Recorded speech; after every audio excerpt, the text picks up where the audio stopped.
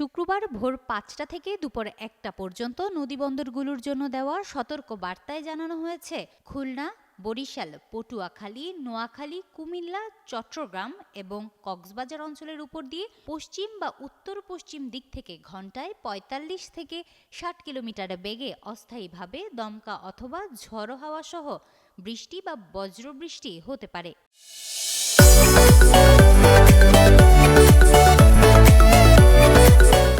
এতে নদীপথে চলাচলকারী ছোট নৌযানগুলোকে সাবধানতা অবলম্বন করতে বলা হয়েছে।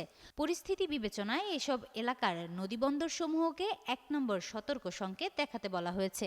এদিকে আগামী ২৬ মে দক্ষিণ বঙ্গোপসাগর এলাকায় একটি লঘুচাপ সৃষ্টি হতে পারে বলে আভাস দিয়েছে বাংলাদেশ আবহাওয়া অধিদপ্তর।